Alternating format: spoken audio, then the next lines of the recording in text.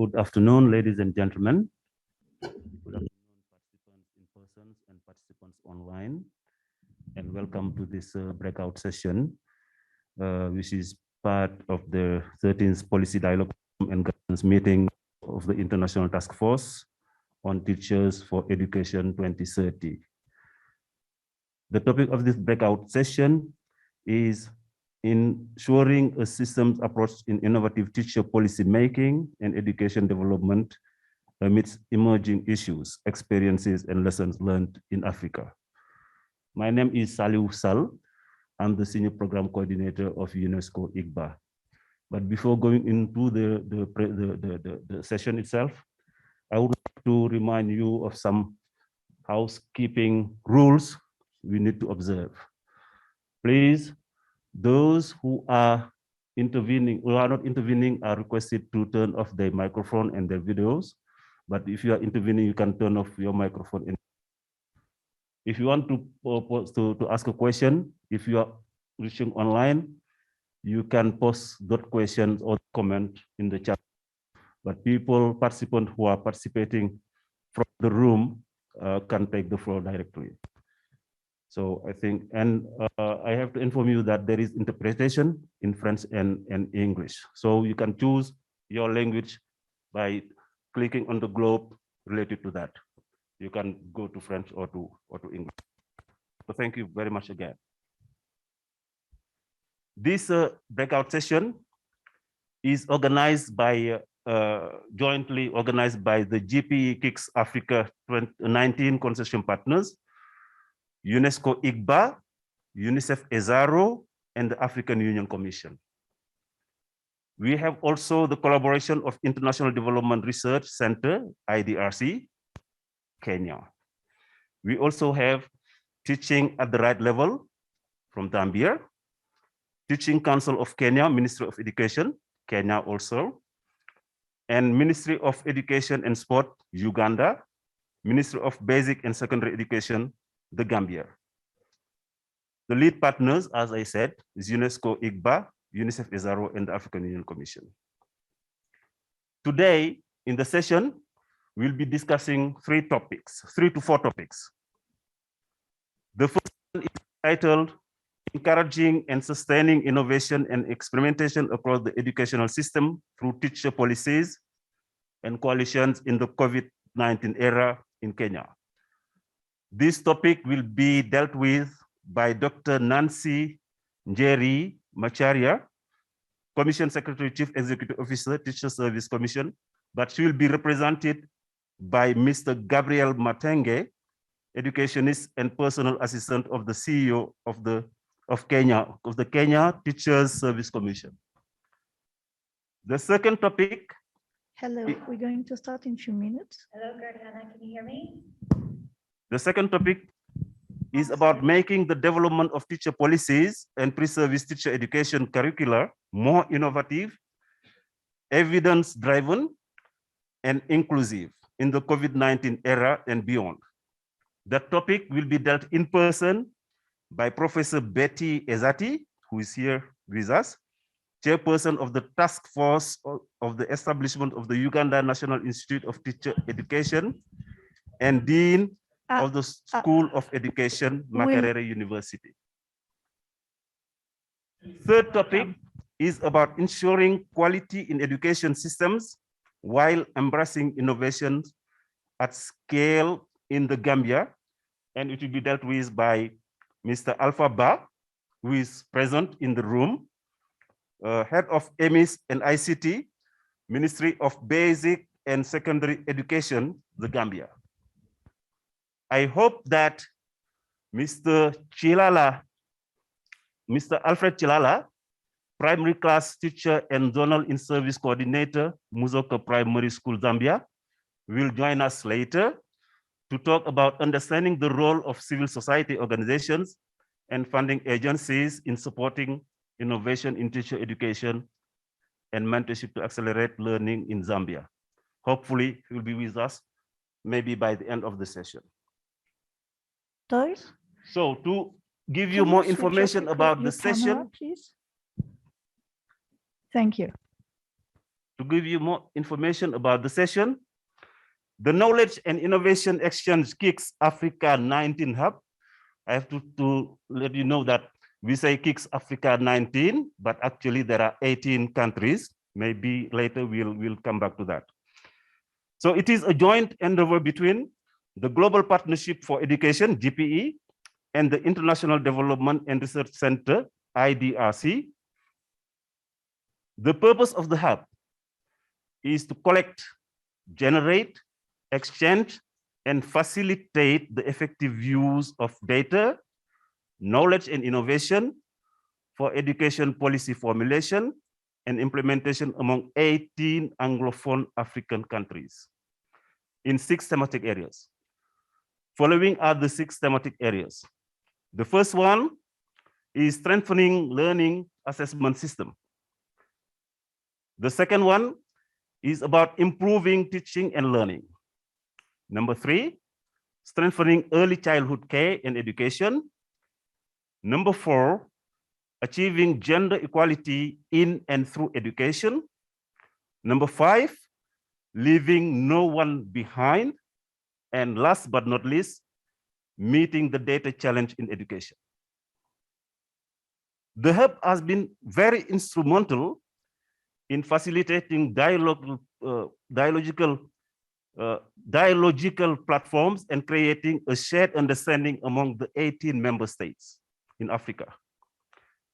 This to gain knowledge and skills for innovative, forward-looking, and research-oriented education towards strengthening national education systems and accelerating educational progress amid the COVID-19 pandemic and other related challenges. So to discuss this, as I told you, we have some experts I have already told you about. And to start with, we're going to the opening session, the welcoming remarks. We have actually 2 welcoming remarks. The first one will be addressed by Dr. Yumiko Yokozeki, Director of UNESCO IGBA, the International Institute for Capacity Building in Africa. And we'll have also to hear from Mrs. Joy Nafungo, Senior Program Officer at IDRC. So both of them will be joining virtually. So I am wondering if Dr. Yumiko is online. Hello, Yumiko. Yes, I'm online. Can you hear me? Very good. Yes, we can hear you loud and clear. So please go ahead for the welcoming remark. Thank you. Thank you very much, Sally. My name is Yumiko, and I work for UNESCO ICBA, International Institute for Capacity Building in Africa, UNESCO Category 1 Institute for Teacher Development in Africa. Good afternoon to all the honorable guests, participants, and organizers. Teacher Task Force for Education 2030, representatives from the Rwanda Ministry of Education and the Rwanda Education Board, dignitaries, government officials, and UN officers. It is a great honor and privilege to witness this diverse gathering of governments, multilateral agencies, academics, teachers, and the practitioners from Rwanda throughout Africa and around the world. I have to ask for your permission to switch off my video because I just saw the line saying that my internet connectivity is fragile. So I warmly welcome you all to this session on innovation in teacher policy making and education development in Africa. Indeed, yesterday and today, we have been questioning the idea of innovation itself. We have been asking ourselves and each other such critical questions like, what is innovation in teaching? What is innovation in policy making? How does innovation start? How does innovation spread? What do we learn from the process of innovating? It is my hope that this session furthers our inquiry and our understandings of innovation in teacher policy making and the implementation of these policies through the rich examples of the African policymakers, teacher educators, and teachers in our session.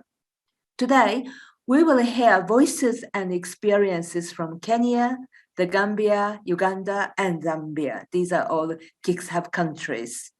And today, we will think about how innovation impacts our education systems, how our education system change when people across the education sector innovate to improve learning outcomes. This session has been organized by the Knowledge Innovation Exchange, KICS Africa 19 Hub. It is a joint project by the Global Partnership for Education, IDRC, and the KICS project is managed by UNESCO ICBA, the UNICEF SRO, Eastern Southern African Regional Office, and the African Union Commission. Now, we support GPE member countries by providing a platform for regional ministries of education, local education groups, and experts and the researchers from across the continent to mingle, share their experience and challenges, and learn together. It has been a very exciting process. These partnerships and these dialogues are our gateway to creating African solutions to African challenges and issues using African knowledge. Studies and the promising practices from Africa show that education systems can be resilient in the face of unprecedented challenges like the COVID-19 pandemic.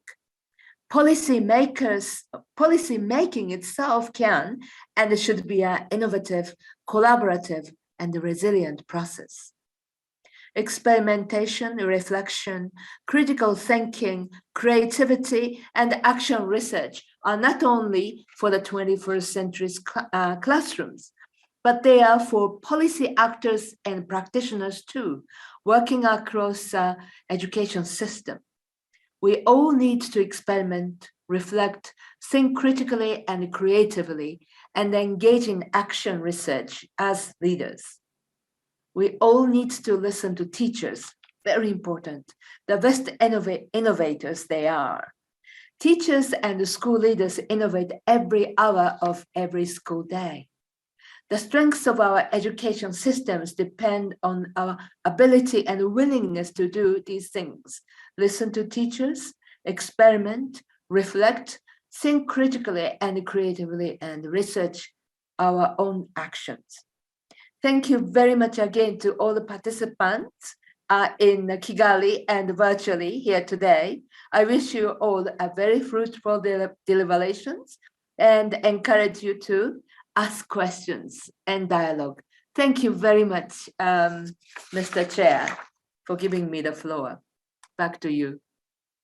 Thank you very much, Dr. Yumiko. Thank you very much for this insightful address, where we can find a range of lessons to improve the quality of our education system. Now I'm going to give the floor to Ms. Joy Nafungo, Senior Program Officer of IDRC. Ms. Joy, are you with us? Yes, I am here. Good afternoon, colleagues. Thank you, Salia. Good afternoon. Okay. I am very happy to be part of this event. My name is Joy Nafungo. I work with International Development Research Center as a Senior Program Officer in the GPE KICS program. Let me start, distinguished guests, organizers, key education stakeholders, ladies and gentlemen, all protocols observed. Thank you so much for the invite to be part of this panel discussion. I joined Dr. Yokozeki to warmly welcome you to this session, and I also deeply thank the International Teacher Task Force for inviting the KICS Africa 19 Hub to organize this panel discussion. And of course, I acknowledge the special presence of KICS focal points, KICS members, members of the KICS national delegation from the different countries that are a part of the Africa 19 KICS Hub. I agree that indeed teachers form the backbone of education systems. Teachers play a critical role in improving learning, and beyond any other school-based factors, teacher effectiveness is the most important predictor of student learning. Additionally, the relationship between teacher quality and teacher achievement strongly suggests that teachers' subject matter or content knowledge matters. And so GPE 2025, as some of you might already be aware, identifies quality teaching as a priority area and aims to invest in quality teachers and teaching in all partner countries. Within the GPE program, KICS program, we identified 3 important aspects that affect teachers. The first one is the quality of support to teacher development. The second one is teaching methods and learning materials. And lastly, systems for recruiting, managing, and engaging teachers. And so, to ensure KICS invests and continues to invest in supporting teachers, the KICS program funds programs that aim at building capacity through knowledge transfer. So, for example, the Africa 19 Hub, building capacity of teachers, and also fostering learning exchange on issues where there is sufficient evidence base. The second focus for the GPE KICS program is building evidence and evaluation, particularly on what works, on topics where there are some solutions, but where more synthesis is needed to develop a solid base. And lastly, we also fund programs that focus on scaling innovations in teaching and learning, looking at approaches and topics where new thinking and solutions are needed. As we continue funding KICS programs, as we continue working with expertise, working on teaching and learning, working closely with teachers, teacher professional development programs, teacher mentorship and support, we are already seeing some of the emerging findings. And some of the findings, of course, are not only focused on teacher professional development, but also teaching and learning as a whole. And some of them include, for example, the need to attract, and not just attract, but also the need to retain the best teachers. The need to deploy teachers where they are most needed. Also focusing on reducing unauthorized teacher absences, but also maximizing instructional time. And of course, lastly, involving teachers in policy dialogue and reforms. In terms of capacity building, we as GPE KICS, we as IDRC, and also on behalf of GPE, we applaud the Teachers Task Force for drawing upon member expertise to produce the Teacher Policy Development Guide, which has assisted countries in reviewing national teacher policies to support the achievement of the teacher targets in both the Sustainable Development Goals and also Education 2030. And again, just to say that we as GPE KICS commit to continue working with key stakeholders, key partners to strengthen planning, to strengthen policies, to strengthen data use, and also to facilitate, to foster knowledge sharing around teachers, including the UNESCO ICBA, working very closely with UNESCO ICBA, working closely with UNICEF SRO, and of course the African Union. I want to thank all the panelists for accepting to be part of this discussion, and I'm looking forward to learning and engaging more. Thank you so much, and over to you, Salio. Thank you.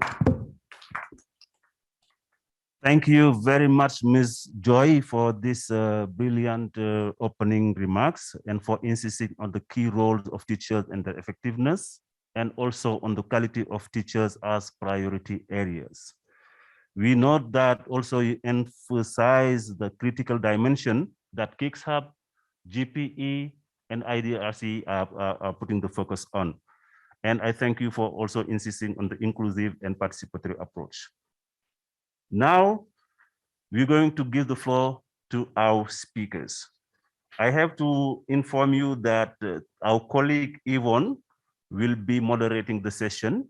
So please be reminded that you can post your questions in the chat so that she can convey. And Marianne in person will be backing.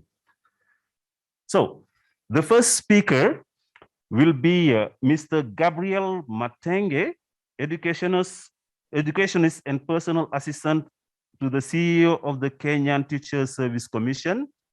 He will be speaking on behalf of Dr. Nancy Njeri Macharia, Commission Secretary, Chief Executive Officer on Teachers Service Commission in Kenya. And Mr. Gabriel We'll be dealing with the topic, encouraging and sustaining innovation and experimentation across the educational system through teacher policies and coalitions in the COVID-19 era in Kenya. So Mr. Gabriel, if you are with us, I give you the floor. Hello? Hello. Hello, Mr. Gabriel. Yes, thank you very much for this opportunity. I wish to thank the organizers of this forum. And I also want to appreciate that all majority of us have been able to join either physically or online. I want to sincerely thank you for the invitation. I'd also give my sincere apology to Dr. Nancy Macharia, who was supposed to present this paper, but I also take the honor of presenting it on her behalf, and I wish it will meet the expectations.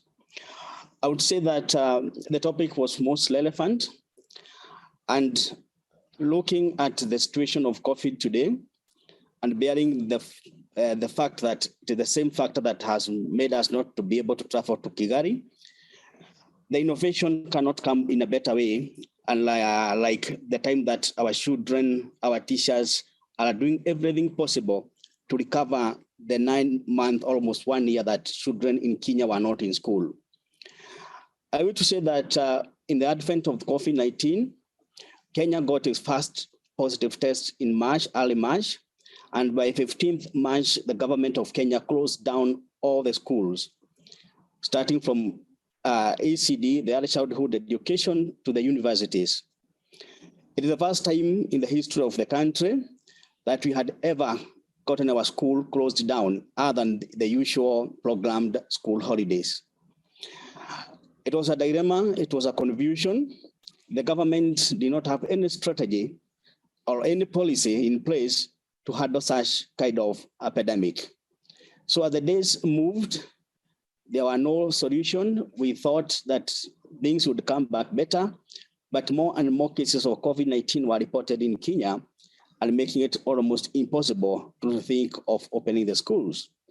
And therefore, the government, the Teacher Service Commission, who are in charge of teachers, had to think aloud what innovative way we would put in place to ensure that there is learning continuity.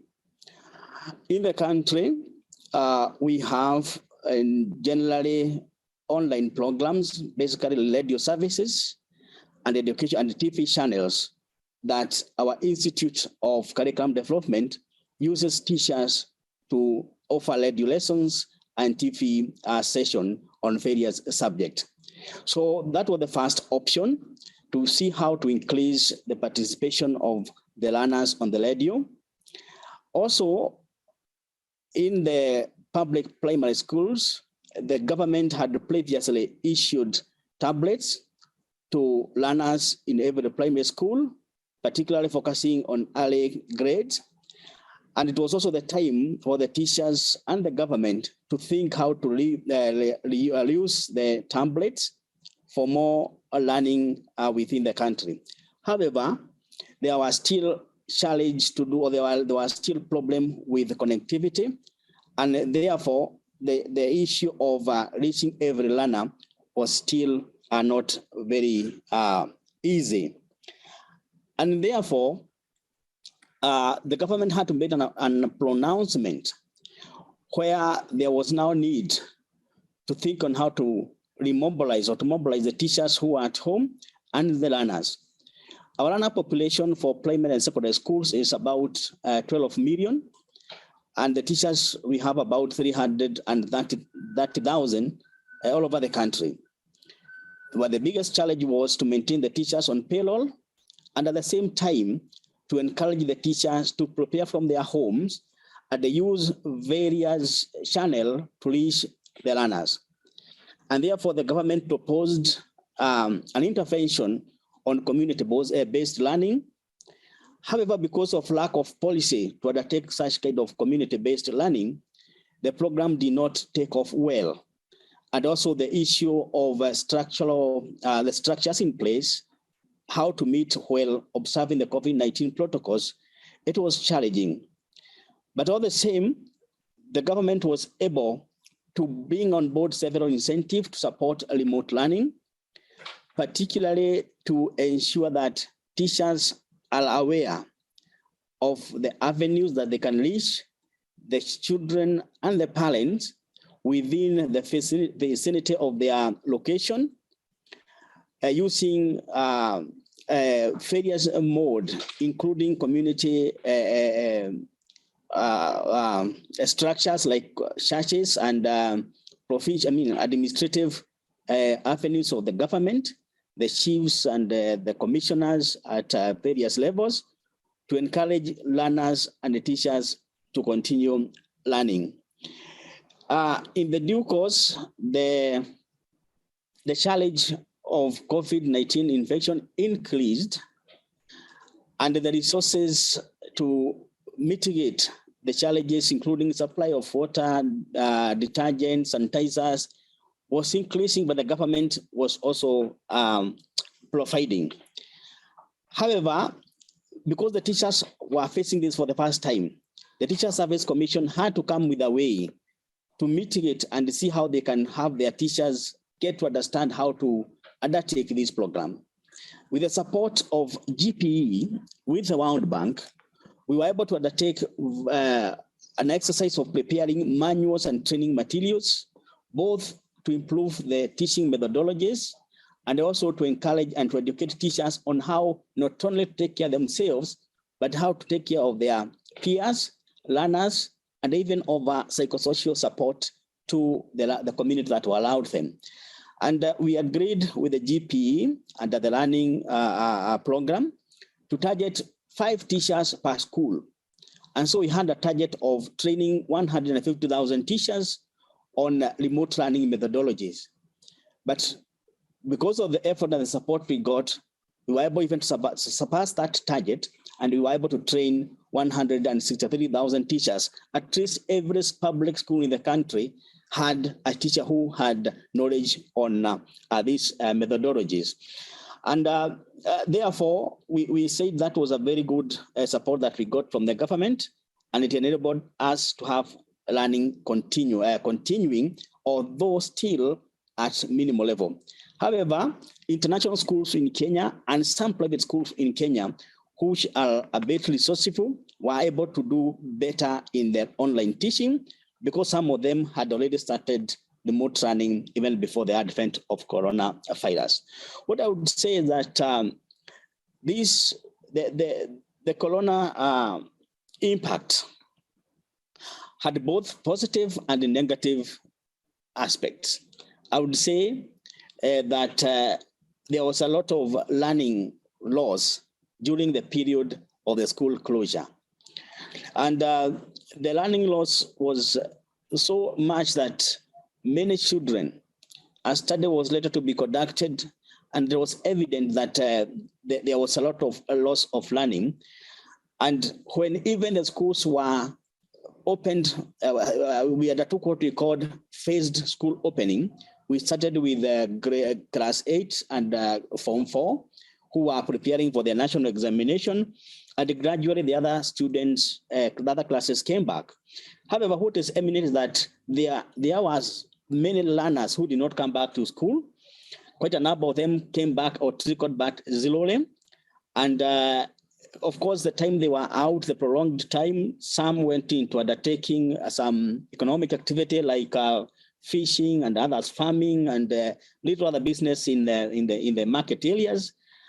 And of course, there were those vulnerable who some went for early marriages, others got pregnancies, and they could not come back to school. But what was important is that during this time, teachers were able to take the new teaching methodologies. They were able to use both asynchronous and synchronous approaches to reach out learners and also their parents. We also observed that the increase of use of radio programs went very high from that percent 2019 to 43.3% in 2021. And of course, the government was more keen on how to improve online learning and also how to create more digital content. In particular, as Teacher Service Commission, we have initiated teaching programs that will give teachers more skills and capacity to be able to face such pandemic in future. And our programs are already starting.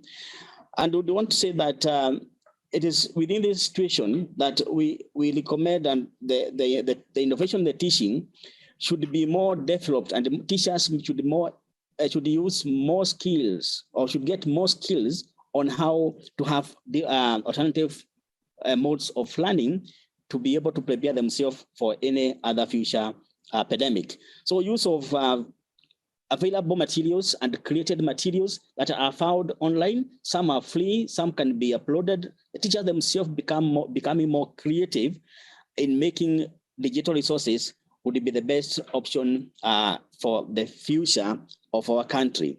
And so, Mr. Gabriel, yes. Can you wrap up, Yes, please, in please. 2 minutes? Can you wrap Yes. up in 2 minutes, please? Okay, thank you. Thank you. So what I would say that we learned a lot of lessons, and we want to think that the government will take this opportunity to improve on our policies, become more innovative in offering the education. We call upon our fellow Kenyans and Africa in general to be able to focus more on the ensuring continuity in learning, the safety of the learners, and equity, so that all the groups in our country can be able to access education. Ladies and gentlemen, I want to stop there and say thank you for this opportunity. Thank you, Chair.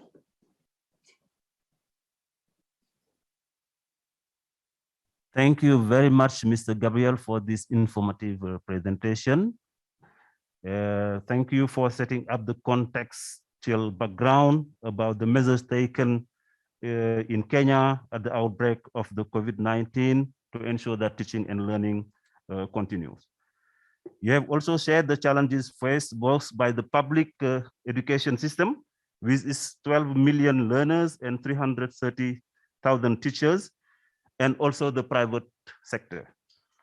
You have shared challenges about the economic, social, and financial aspects, as well as the innovative approaches or strategies set forth to mitigate the impact of the COVID-19. The impact are positive and negative. And finally, you have shared us some takeaways. So thank you very much, and our regards to Dr. Nancy Njeri. Now I'm going to give the floor to a speaker in person. She is beside me.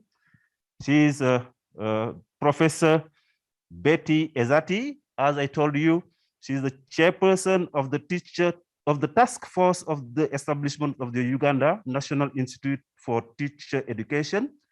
Acronym, it is UNITA. I was saying Unite, but she corrected me.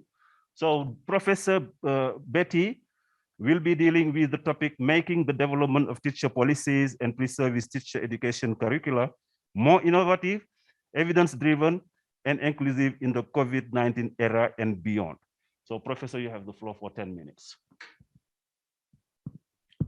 Thank you very much. Good afternoon, everyone. I'm happy to share with you some of the activities that UNITA has undertaken in its attempt to reform teacher education. Can we go to the next slide? Yeah, so I start off by just speaking about a bit of a context on teacher education in Uganda. Just like in many African countries, there are challenges around teacher education in Uganda. First of all, the training is undertaken in many different institutions. So there are issues of standardization of the products that come from the different teacher training institutions, as well as the issue of quality. How do you actually ensure that the quality from A is the same as the quality from B? And yet these are people going to teach the same children in the schools. Then there are also issues of teacher management, issue of registration, issue of licensing, code of conduct, conditions of service. These are all issues that were pointed out as problematic in teacher education in Uganda by a study that was undertaken in 2014. And so in light of those challenges that were identified in 2014, the government of Uganda passed a policy, the National Teacher Policy, in 2019. And this policy prescribed very many things that is supposed to be put in place to ensure reform in teacher education. One of it is that all teachers, irrespective of the level you're teaching in, must be at bachelor's level. We have training in the colleges for certificates, then diploma level, and then degree level. Now that is supposed to stop effective this year. And so one of the things in the teacher policy is that there should be an entity for training teachers established, and that is UNITE. Secondly, the recommendation in that policy is that there should also be a national teacher council that will be responsible for challenges to do with teacher management, and that is still in place. So I'm going to share more about the Uganda National Institute for Teacher Education, and specifically issues to do with the curriculum development experience that we've gone through. Next slide. So as you can see from the slide, the overall goal of UNITE is really to improve quality of education, but also quality of teachers. And this is through producing competent, innovative, effective, and professional teachers, as informed by the TISA report. That's a report that highlighted many of the challenges around education and teacher education in Africa, and as well as what is in the Sustainable Development Goals. And how are we doing this? One, we are having a competence-based academic program, as well as continuous school practice. Currently, we have school practice where you go at the end of the semester and then go again. And when we had closure of schools in March 2020, we've had challenges with school practice. And so we are now thinking around continuous school practice to improve teacher practice. And then we also have in plan a one-year internship. So after the training, you go for one whole year in schools to practice teaching, as well as mentorship when you're there. Secondly, the issue of continuous professional development is now key. And this is going to be done by UNITE in collaboration with the National Teacher Council. So the two bodies will work jointly to ensure that all teachers go through professional development. And this is supposed to be a requirement for them to get licenses. So licenses is going to be every 2 years. Right now you qualify as a teacher and forever you're a teacher. There's no checks. But now there's going to be a check every 2 years. You ensure you do CPDs and you use those CPDs points to get licenses and continue teaching. Thirdly, UNITE will also provide professional and technical support to the TTIs, that is teacher training institutions, as well as Minister of Education in all aspects to do with teacher education and accreditation in the country. So those are some of the ways that it's going to be done to improve teacher education in the country. So what did we do as UNITE? Next slide. We started off by identifying this teacher profile.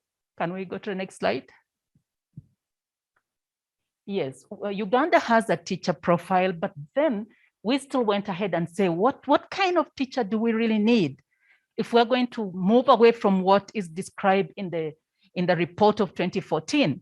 And so in our discussion before the writing of the programs, we brainstormed on the type of teacher we need. And this was collaborative. It wasn't just us. In the process of writing the curriculum, we worked with the university teacher educators. We also worked with teacher educators in the national teachers colleges who are going to be implementers of this curriculum. And so we did agree that we need a teacher who has knowledge and values that are relevant for the 21st century skill. This person must be an expert in content, because without content, you can't really deliver anything, but also a pedagogical leader, ICT literate, an innovator, a problem solver, and also a hands-on practitioner, so that whatever you learn in the class, you try it out. And that is why there's continuous school practice attached, so that they're able to go to the schools and try out what they would have learned. And above all, a researcher and a reflective practitioner. Research hasn't been so important in our teacher education, but now we are saying this is a priority, because a teacher must be somebody who researches on his or her own practice in order to improve. Next slide. So these are some of the things we considered as we're writing the program. We ensured that the curriculum is aligned to the teacher education philosophy, as well as the pronouncement in the national teacher policy. We've also included research in all the courses, but also as a standalone compulsory course. And so whoever gets into the teacher education institution will at least get some research methodology course. And the expectation is that they will be able to use that course as they teach when deployed. And thirdly, we have cross-cutting issues that are incorporated in the curriculum, and this includes gender. ICT is a compulsory course, but also included in other courses, so that it's used for pedagogy is strengthened, and then environmental issues as well as special needs. We have now sign language as a standalone course in that program as well. And then we have also agreed that as much as possible, we promote Afrocentric values in the curriculum. Next slide. So what is the nature and the character of the UNITED program? One is the vocationalization philosophy. Our understanding is that our learners should learn, believe in what they've learned, teach or practice what they have learned. So this is embedded in the curriculum. And so the design of the curriculum is such that you have class time, you have tutorial time, you have practice time. And all this is supposed to reinforce vocationalization of education. Secondly, it's learner focus, it's competence based. And so we're moving away from the teacher know-it-all and standing in front of the class and telling them to letting the students actually participate actively in this.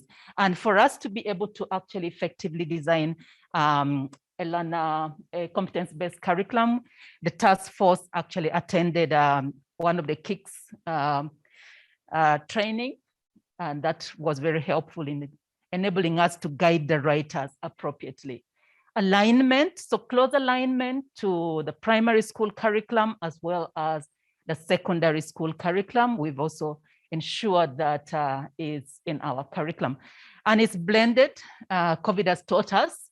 So we're moving away from having just a face-to-face curriculum to having a blended curriculum where you have on campus as well as off campus, especially given the fact that some of the participants or some of the students who will enroll for this program as teachers already in the schools, and we don't want to break the learning processes in the schools. And so the blended approach will be very relevant to this category of people so that they learn as they continue teaching. We are emphasizing regular review of program. Our study showed that some of the curriculum that are currently used in teacher training have taken long to be reviewed. And so we're saying this must change and we have to have continuous review. And finally, assessment. From Uganda, usually the summative assessment carry more marks than the continuous assessment. And so we've turned this around and we're saying for this particular program, continuous assessment will be 60% because the learning that takes place in the 17 weeks is more than the 3 hours. And so if we are able to track and actually assess for learning, then we're going to ensure that the product that get out are actually people who have mastered the things that we would have taught in class. Next slide. And so what are some of the achievements and impact? This is still work in progress, but we've completed the science program, and this science program has already been submitted and is waiting approval. For us to implement this curriculum, the National Council of Higher Education in Uganda must approve it. And so this program is for accreditation right now. We've also written policies related to implementation of this program. Others are still pending, but we've done some few already. And since we use work together with the universities to write this curriculum, we've seen that universities, even before they're told, are already beginning to review their programs so that it's aligned to the national teacher policy. And then there's high expectation in the community, but also anxiety among the teachers, because they're wondering, how do I actually go and upgrade my qualification?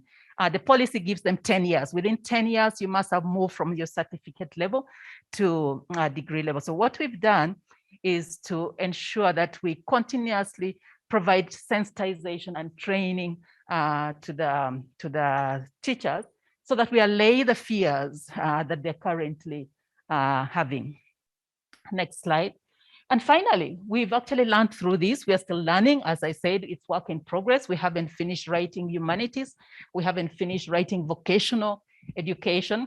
But one of the things we've learned is, this need for continuous training and sensitization of current teacher educators who are in the schools or in the institutions that are offering certificates and diploma, because it's in these institutions that this new program will run. And so continuous training, continuous sensitization is important for buy-in, but also to enable them begin to adjust their pedagogical practices. The writers as well needs training. You can't just assume that they're able to do that. And I already spoke to the KICS training that helped us to guide the curriculum writers appropriately. Stakeholder engagement is critical. We worked with a group of teacher educators, so it wasn't us alone. And we've had teacher education working group meeting to look at the whole curriculum. We've done that several times, and they've provided input in the curriculum. And that, I think, convinces us that people are voting, people have owned this program. And above all, the National Teacher Policy provided guidelines that made it easy for us to go about this curriculum development. So in conclusion, reforming teacher education requires concerted efforts, and a clear policy eases things, because when they ask you, you just look at the policy and see what the policy is specifying about the issues that you are emphasizing in the curriculum. So it's good to have a policy in order for you to effectively reform teacher education. I thank you for listening. Thank you very much, Professor Betty Ezati, for this presentation full of information. I will start by where you finished, the relevance of teacher policy, which is a key if we want to really improve the quality of teaching and learning. Thank you for sharing the context and the challenges and the overall goal of UNIT, which is to improve the quality of education and teachers through producing competent, innovative, effective, and professional teachers. I think these are very important elements. And also, what are the strategies that you use to reach those results? You have also described the Unity program and also the achievements you have reached, as well as the impact and the lessons learned and the recommendation. So thank you very much. I hope the participant will come back to you with questions and comments. Now we're going to the third speaker, who is also present in the room. He is named Mr. Alpha Ba. Alpha Ba is the head of amidst, Education Management and Information System, and ICT in the Ministry of Basic and Secondary Education in the Gambia. Mr. Ba will be talking to us about ensuring quality in education systems while embracing innovations at scale in the Gambia. So, Mr. Ba, you have 10 minutes to introduce your topic. Thank you. Thank you very much, Mr. Salusal, for that introduction. Good afternoon, everyone. Good evening if you are online. I am going to take you through our experience in the Gambia, actually in terms of how we have been using innovation. And this focusing the presentation around the barometer that inform policy, the data system, how do we cascade it from the management level to down to the grassroots. So if you go to the next slide.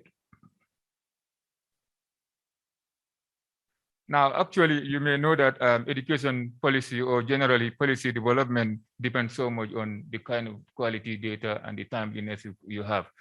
So in the Gambia, for like any other country, from the education for all MDGs to SDG now, since 2000, our education system data that was informing policy was based on just the access indicators, gross enrollment ratio, completion rate, and then we have challenges of what about the teachers, what about learning outcome and things like that. So there was a need to really start rethinking from the data process that informed the policy to have a scale.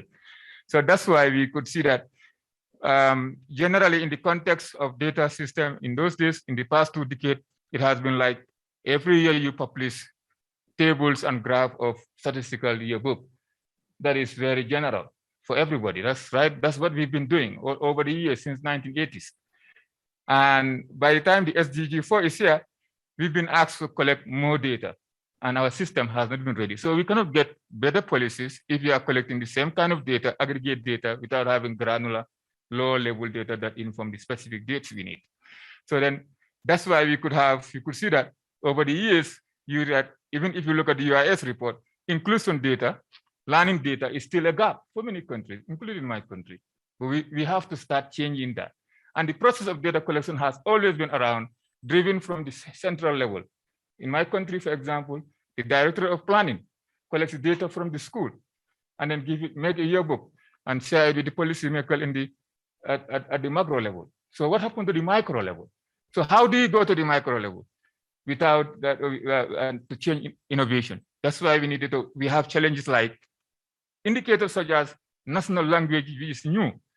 If you want to deploy teachers around national language, what data informs you? Which ethnic teacher, which teacher, for example, in my country, which Wolof teacher are you going to send where? The data is not there. The system is not ready. So the teacher deployment is hampered because of the kind of data we collect. As a result, when it comes to what child needs what, or how ready are the children for learning, the data is still blank. Since 2016, when the SDG 4 was formulated, we still have those data gaps. So that's why with the advent of COVID, the problem become more acute, more exacerbated. So we have a huge challenge right now. Now on the next slide, we'll just share how in the Gambia we have been able to move this. But one of the things we realized was that low level of data use and data literacy was a challenge. In other words, data literacy and data utilization was only at the central level. Planning unit, planning focal point, there was no data use at the regional and cluster and the school level. So the data was, no policy was driven from the grassroots. So what we did now, and like I said earlier, the availability of data in terms of the statistical yearbook does not help. So we needed to move further. We needed to make sure that we include the teachers. So that's why in the next slide, we will see that how we have been able to have school improvement planning. So here, school improvement planning is the same as a planning directorate that used to be at the central office.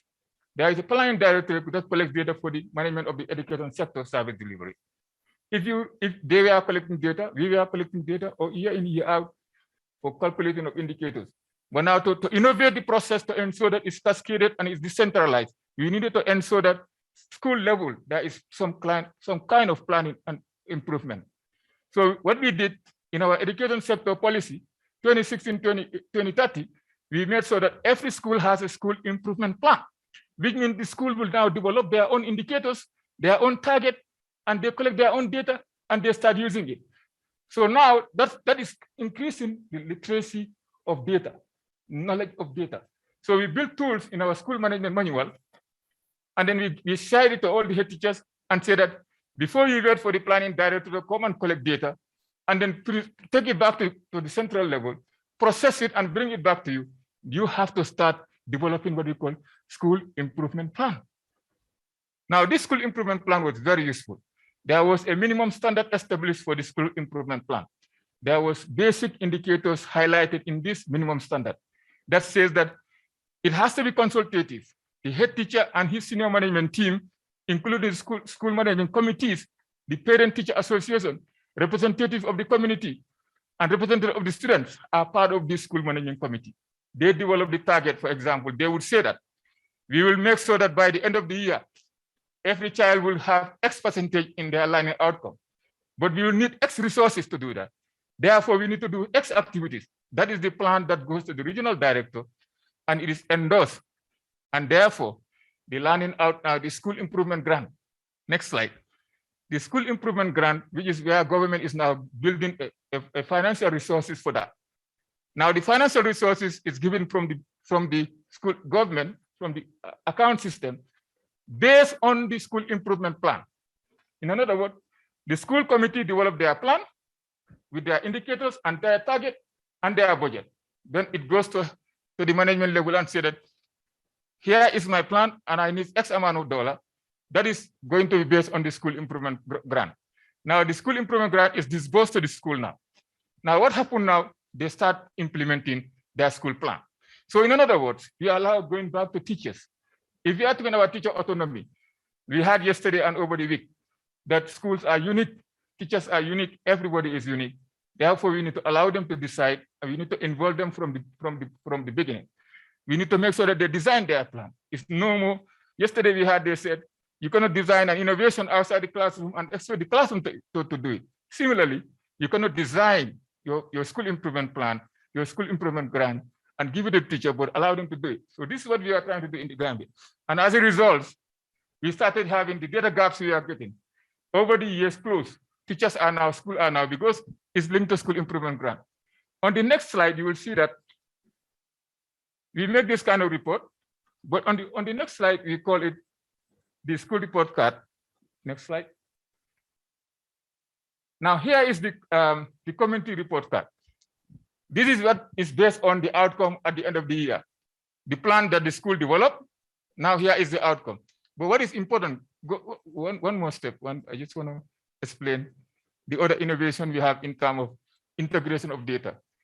The report card has finance data, budgeting data, it has examination data, it has learning outcome data, or it has planning data. So what we are doing here is to ensure that all these units and directorates come together. Now there is a relationship and a quality check between it. In other words, if the school didn't provide its plan, it will not get funds, SIG. If the exam department didn't provide their data on time, they will also not get their disbursement. So if the planning didn't collect the data and prepare the report, then the plan will not be developed. So there is a whole system change. Everybody is now trying to do one thing because there is a relationship between it. So I cannot just sit and not do my work because my work impacts other people. And eventually I will be told you are the one, that's why school improvement, this is not done. And the community will sit, you can see the photos here, where the community now sit. This is explained in the form of graphics so that it can be explained in a local language so that the community can know the performance of their school vis-a-vis their region, vis-a-vis the whole country, and vis-a-vis the resource envelope. So this is very, very useful in terms of social accountability at the community level, encouraging participation at the community level, and ensuring that there is some kind of process and work. Next slide. Now, on top of that, we were able to help improve, move also to have build classroom observation tool. We heard about that yesterday, how teachers can observe each other. And in addition to that, we also ensure that teacher deployment is linked to technology so that teachers who used to go to the regional office to get their deployment, they can now use their mobile phone, and they can use mobile phone to report attendance. So these are all ways of transforming the process and reducing the burden on the teacher. On the next slide. Now, this is the challenge, the key takeaways and the recommendation. We know that the issue of the policy and data is like the chicken and the egg issue. Better policies give you better data give you better policies. So that's why you really have to have that in the first place. And then involving the teacher, school level data can only be driven by teachers themselves. Since 1980, we used to go and collect data and use it and give it back to them. But now that we allow them to collect it, we allow them to do it at their classroom level, we think it is a way to go.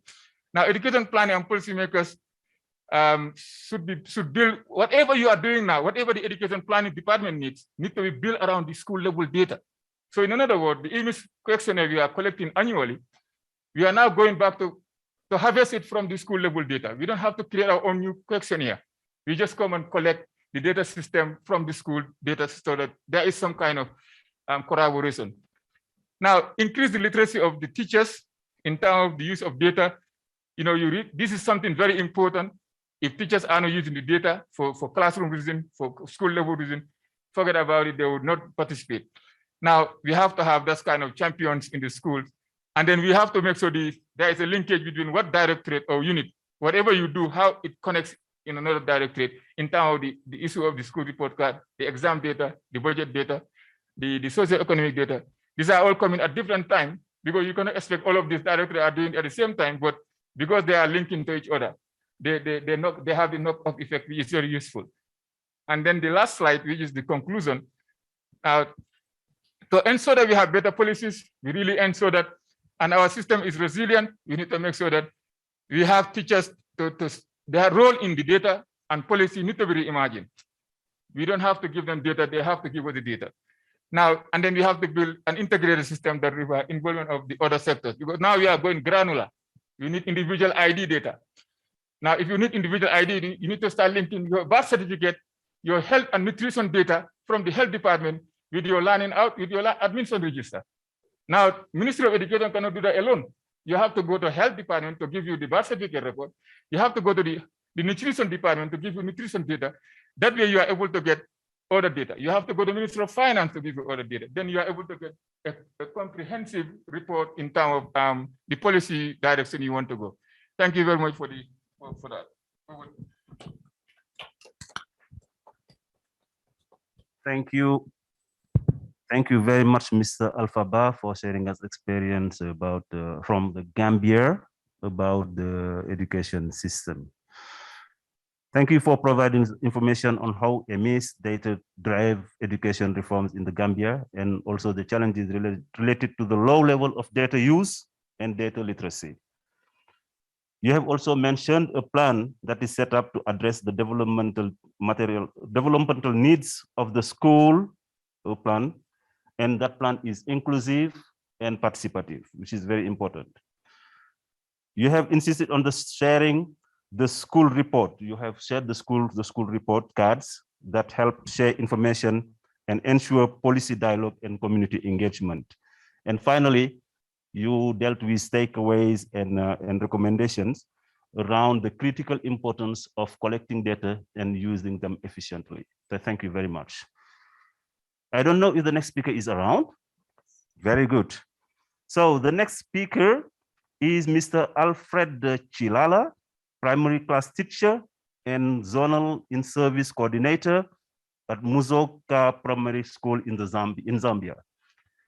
Mr. Alfred will be talking to us about understanding the role of civil society, organizations, and funding agencies in supporting innovation in teacher education and mentorship to accelerate learning in Zambia. Mr. Alfred, can you hear us? Hello? Hello. Hello, Mr. Alfred. Hello, Sam. Welcome, and you have the floor. Thank you so much. All right. To start with, may we go together to the first slide, where we'll talk about the context of the challenge that needed an intervention. And then I will try to be a little bit quick in the interest of time. Low literacy levels in the country, which was seen to be both curriculum and policy direction. And this affected, or the affected were teachers due to the following issues. The first one being inadequate pre-service training in literacy and numeracy instruction. And the second one is curriculum not sufficiently focused on the literacy and numeracy instructions in early grades. The third one is inadequate provision of in-service training in literacy and numeracy teaching methodology. The fourth one is inadequate provision of appropriate reading materials. And 5 is half-hearted attempts at developing primary language skills in literacy. We may move to the next slide. So the challenges continues. Again, one of the challenges were low reading levels in early child education. And this one was evident from the literacy situation in Zambia survey findings of baseline study for primary reading program, or PRP, and this was conducted in 1999. So among the noted things were that grade 1 to 6 learners that were tested, majority of those who attempted to read at 2 grades below grade level in both English and their own Zambian languages. And at grade 5 National Assessment Survey of 2006, 2008, 2010, and also the early grade reading assessment, which is IGRA. These are surveys that were conducted, and all they reflected stagnating low learning achievements below 40%, with 35.3% in English and 39.4% in Zambian languages. So again, another survey which was conducted was the Southern African Consortium for Monitoring Education Quality, or SECMEC, of 2010, which was conducted, noted that among grade 6 learners that were tested, only 27.4% read at a basic competence level. Next slide. So talking about the innovation or practice and the policy itself. So this one was clearly a wake-up call for the Ministry of Education to realize drastic measures that were needed to be put in place to create an environment necessary to improving learning achievements in both literacy and numerous. So this resulted in the revision of the curriculum by the ministry in 2013 from primary reading program, the old program, which is PRP, to primary literacy program, PLP, to address the noted challenges of low literacy levels. However, the learning achievements in literacy and numeracy were still not quite impressive. So the government resolved to come up with other programs that would supplement the revised curriculum needs as interventions. So coming on board was JPAL, working with Pratham Foundation from India as partners, whose catch-up program conformed or well conformed with the Zambian National Revised Curriculum, hence signing a memorandum of understanding in 2015 with the ministry, thereby creating a catch-up working group. This brought about a paradigm shift in the manner in which literacy and numerous teaching was to be done, more importantly in terms of offering remediation to reaching all learners of different abilities. Next slide. So talking about the innovation itself and the policy, this continues that the curriculum innovation bordered on 4 key result areas for effective lesson delivery, which conforms with 4 core principles in the catch-up implementation process, which was the new innovation that the government undertook. These are planning, teaching, assessment, and remediation. So you will find that these 4 key areas are in conformity with the key result areas that teachers have to undertake in their everyday lesson delivery. So this makes the innovation responsive to the challenge. The innovation take care of the results obtained from assessments as the basis of helping learners in need areas. The innovation is structured and formalized with specific concrete locally produced materials and activities aimed at addressing challenges learners are faced with in conceptualizing the content. Learning there now is seen to be maximized through approaches such as play, peer, and interaction. So to add, these are the things that the innovation is trying to address. The activities that are involved are user-friendly. There are things that learners can do as they are learning in a classroom situation, taking it as though it's just fun, yet they are learning something out of the lesson which is being taught. The next slide.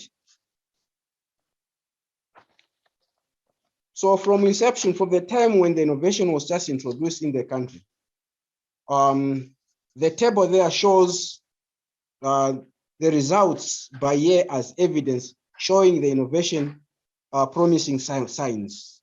So this was the indications that the innovation was really working. Okay, so if we follow closely, you will find that in November 2016, when the innovation was just introduced, 40 schools in Eastern Province and 40 schools in Southern Province did the pilot and the following were the results under the three major assessments that are being done in this innovation. So we have baseline, midline, and there was baseline and endline assessment. So as you can see there, under baseline assessment, we had about 40%, and endline at the end of the pilot of the innovation, the results improved by 7%. And that was with learners that were able to read at least a simple paragraph. But still, for learners that were able to do subtraction, the percentages were 37%. And at the end of the endline assessment, it was seen that there was at least quite good improvements where the results that were recorded was 50%. So we can make a calculation from there on the percent increase from 37% to 50%. That was in Eastern Province. Southern Province, the two major assessments again were conducted for literacy from 40% to 55% as of baseline assessment. In numerous, from 35% to 51%. Okay, that involved about 240 schools. 35% progression rate increased to 56% as of endline, 27% as of baseline, and at endline, 51% was recorded. The next slide. So, in view of the results that I've just given, the Ministry of Education was not just doing this innovation all by itself, but of course with the involvement of the civil society organizations as well as the funding agencies in supporting the innovation in teacher education and also offering mentorship to teachers. So among in short, we are saying the role or the critical role that was offered by the civil society organizations as seen to be instrumental in coordinating with the Ministry of Education. It was to supplement government's effort by providing services such as material printing and distribution from central to grassroots level by, for example, a civil society organization, the VVOB, in Flemish, which stands for Education for Progress. Capacity building of teachers and other stakeholders with the catch-up innovation, or rather the methodology, which is teaching at the right level, or TAO, at local school and central levels of education systems for policy recommendations. Number 3, assessment and data collection, data analysis, and data management was also, it was the role which was being carried out by the civil society organization to help in coming up with the informed decisions about which schools, zones, or districts needed mentorship, support, or support most. Number 4, the other role that was being played by the civil society was to provide coaching and the mentorship skills to school mentors and managers. It was also their role. Alfred, can you wrap up in 1 minute or so, please? Okay, all right. Please. So budgeting, organizing, and processes of logistics for all the trainings undertaken. And also providing services to hard-reach and marginalized groups in ways government cannot reach. Next slide. So the recommendations, therefore, were that having been given a clear picture on how the innovation performed, even at classroom level, talking to my experience as a class teacher, I came up with the following recommendations to say teaching is dynamic, hence the need to change the manner of doing things in order to move together with the rest of the world in meeting the demands of the changing world. And also focus must be on learners learning to read, write in early child before reading to learn in their higher progressive levels of education. So the need for educators to unlearn certain old teaching habits seem not to be helping learners in achieving specific learning outcomes in order for them to learn new innovations that would be of help to learners. So what we are talking about here is that there's no need to take it for granted when we are teaching these learners as teachers. There are specific things that we can handle that are perceived to be minor, but they are of great importance to the young ones in regard to the innovations that are being brought, especially to the catch-up program or innovation. So my recommendation is that governments should have clear policy direction on school curriculum. And also government should ensure embedding the innovation, or rather the catch-up in all schools, CPDs, strategic and action plans, by way of making it a school remedial work policy.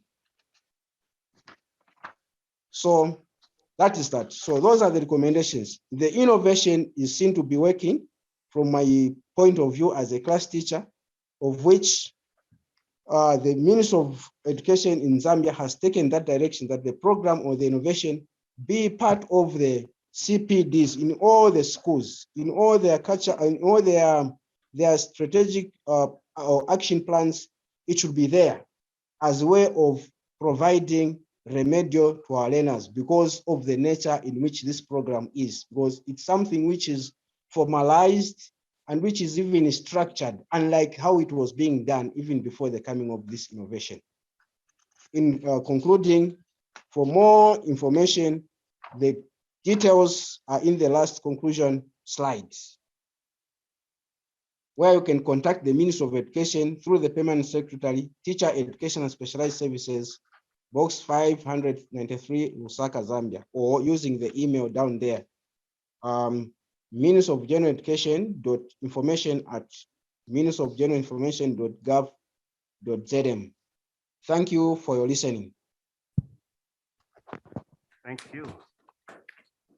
Thank you, Mr. Alfred. We take good note of the contact you have shared, and hopefully participants will continue, will contact you through that contact. Thank you for the awesome updates you have shared us, and for the contact, those updates are about the context, and then the challenges you will face, as well as the innovative approaches you have used to improve the quality of the education system. You have also dealt with the impact of the strategies through the impressive result you have shared with us. Yes. And finally, you have talked about the role of the civil society and funding agencies to support the innovations and help reach those impressive results. And finally, you shared with us some takeaways and recommendations. Thank you very much. I think these were that was the time allocated to speakers. I'm now going to give the floor to our colleague Yvonne to see if there are some questions online. But before giving her the floor, I'll ask the participants in the room if they have some reactions.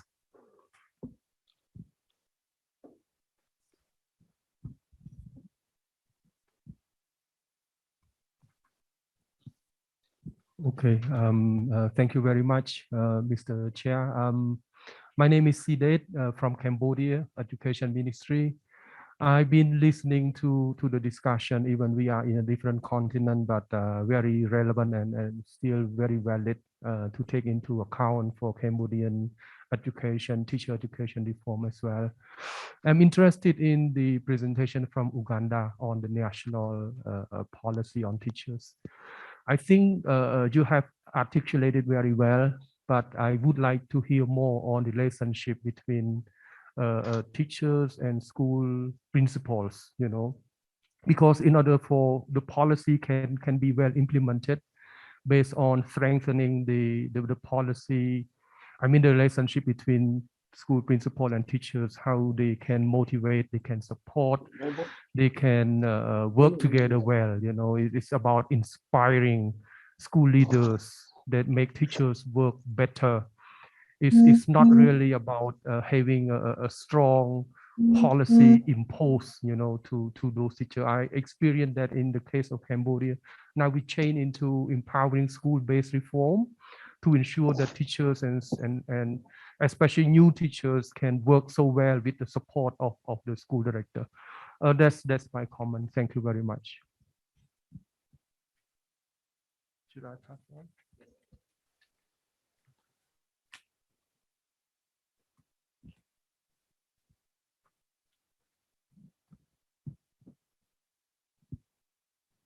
Thank you, moderator, and thank you, panelists.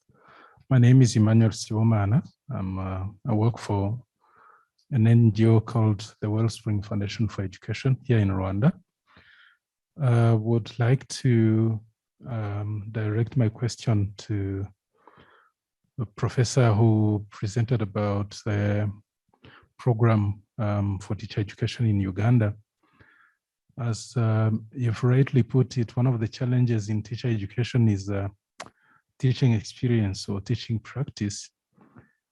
And it's not only in Uganda, but in many parts of the world where the challenge is that that particular component is supposed to help pre-service teachers to get used to the realities of the classroom, to now be able to transfer the knowledge they have acquired to the classroom to be able to influence their practices. But I would like to ask about the kind of support that they get there, because in some contexts, we've noticed that the teaching experience does not really help, does not equip these pre-service teachers with the capacity, the practical capacity they need to handle the classrooms. So you talked about continuous teaching experience and then 1 year attachment. Could you please elaborate more on the kind of support that is given, and tell us about the relevance of this support and maybe the experience of Uganda? Do you find the teaching experience in Uganda to really help these people to be able to handle the classrooms? Thank you. Thank you very much. I think this is all from the room. We give the floor to the professor who answers, and then we go to the participants online for their questions and comments. Thank you for the questions. I'll start off with the second one. Issue of teaching practice. Yes, it's a challenge, like you've just mentioned. We've been having 8 weeks of school practice, and sometimes the mentorship and the supervision during the 8 weeks is not adequate, and that is why we're moving to continuous school practice, but also 1 year. Now, like you've mentioned, sometimes when you send students to the school and you get somebody from outside going periodically to visit the student, it may not be as adequate. And so the plan is that we will have somebody within the school who will mentor the students within that school. And so if you have somebody on a day-to-day basis with the student teachers, supporting them, teaching them, helping them, supervising them, even when the person from outside comes, they've got already support from within the school. So that's how we're planning to handle this. And so with the continuous school practice, it's of course the lecturers who will do it, but then the 1 year is where you'll have the students attached to mentors, and the mentors are within the schools they're practicing in. We hope it will improve. We've not yet started this. These are the things we're working on. Hopefully we'll share one day whether it's a success. Issue of relationship between principals and teachers, that again is an issue, and there are many dimensions to that. The teachers in our setting, you find there is a mark, can I say, like a superior to a lower person, because the head teacher sometimes wields a lot of power. But with the teacher policy, the issue of career path is very clear. And once the National Teacher Council comes in place, this is going to be even more clarified. But UNITA is going to have programs as well that is along the career path. So you are first of all a teacher, basic, and then you can take the career path of teaching, career path of leadership, career path, maybe you're an inspector or you're a curriculum development or etc. And then the promotion within that rank is going to be similar in terms of the money that you get. And we think that that is going to help us well, because if I can remain a teacher, but earn something that somebody who is a head teacher is earning. So that will be motivating to a teacher, unlike today where the head teacher gets a higher pay and the teacher, because you remain a teacher, you don't get as much as what a teacher is getting. It's our hope that it will change the situation. Thank you. Thank you very much, Professor, for this response. Now I'm going to give the floor, because we are we're almost running out of time. I'm going to give the floor to Ms. Yvonne Mboya, Kicks Africa 19 Hub, for some questions online, a couple of questions online before the wrap-up session. Yvonne, are you with us? Yes, hello, I'm here. Yeah, please go ahead. Thank you very much, and thank you to the presenter and the participants. There's a question from Michelle, and it is going to Professor Betty. It is wonderful to hear about Uganda schools, and I like that they have a teacher persona. Do learners have input in any areas of the curriculum they would like to explore? Let's answer that question. Okay. Professor, again, another question. Thank you for the question. Do learners have an input to the curriculum? Yes, through the alumni. Like in this case, we're working on teacher education curriculum. And so students who have gone through the previous curriculum are normally invited to participate in the curriculum development process. But like in this case, this is a new institution, so we worked with those who had gone through the national teachers colleges to also have a say on the curriculum that is being developed. Thank you. Thank you. There's one more question to Alfred Chilala, and then after that we'll have a representative from Kenya. The TSC director is raising his hand. So the question to Alfred: how are the teachers taught to innovate in their teaching? Please. Thank you for a very informative presentation. So Alfred, Yes. how are the teachers taught to innovate?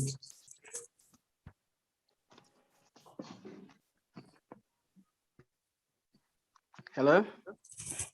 Hello, Alfred. Can you hear me? Yeah, probably ask the question again. What is the question? The question is, how are the teachers taught to innovate in their teaching? All right, thank you so much. How teachers are being taught how to be innovative is that they also need to take a proactive role rather than waiting or rather than teaching, basing their teaching from the book point of view, but they are also encouraged at least to come up with things that can use in a classroom situation, which will help them to deliver their lessons. What I'm trying to say is that they are encouraged to be innovative. They are encouraged also to be creative in terms of coming up with the concrete materials that learners can manipulate, unlike basing their teaching on the textbooks.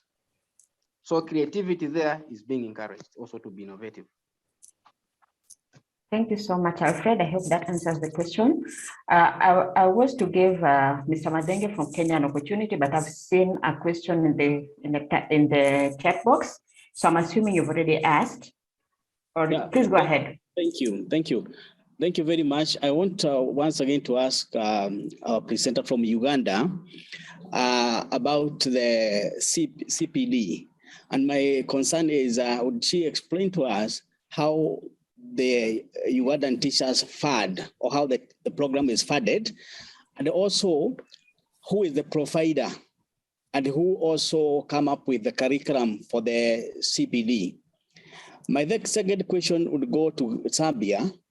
I would wish to hear from the teacher how he is managing to teach, and also I had like he's in charge of a zone support. How does it work? Because in Kenya, we have curriculum support officers who are not in the classroom, who are teachers who are good, then they become supporters. I would want to hear how he is also able to mix the two, or to handle the two, the classroom teaching and also maybe supporting others in the zone. I would wish to hear that. Thank you very much. Thank you so much, Mr. Madenge. Professor Betty? Mboya, yes, this will be the last question because it is very interesting, but we are running out of time. So I give the floor to the speakers to answer the questions. Thank you once again for the question. The issue of the curricula for CPDs, I want just to state that what I have presented, a lot of it is still what we are planning to do.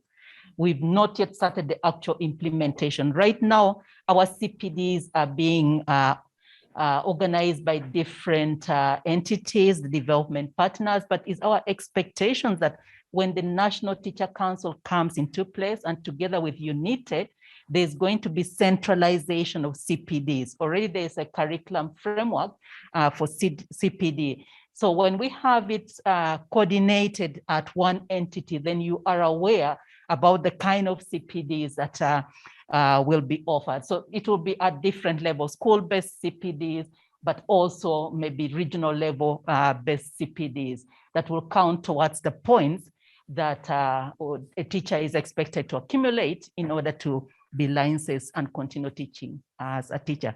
So we don't have already a ready curriculum to say this is what we'll use. And as you're aware, CPD needs keeps changing. It depends on individual teachers, it depends on the entity. So that will be taken into consideration, but there is a framework for CPDs. Thank you. Okay, I think the last question is for Alfred. No? Yvonne? Yes. Okay, please. Alfred, in 30 seconds, please. Thank you so much.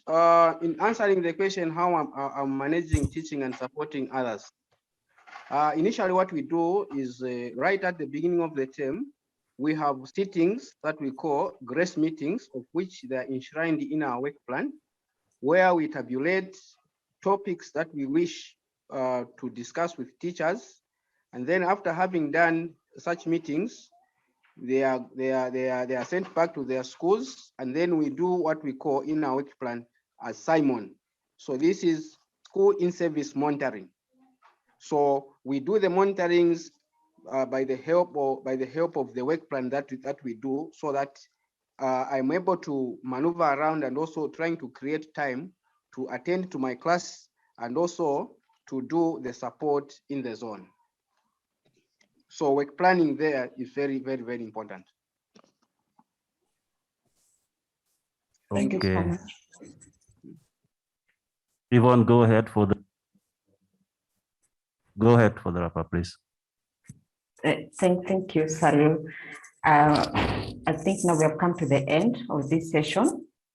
I would like to take this opportunity to pass my greatest appreciation to the organizers, the TTF, UNESCO, and Rwandan government, also to the presenters.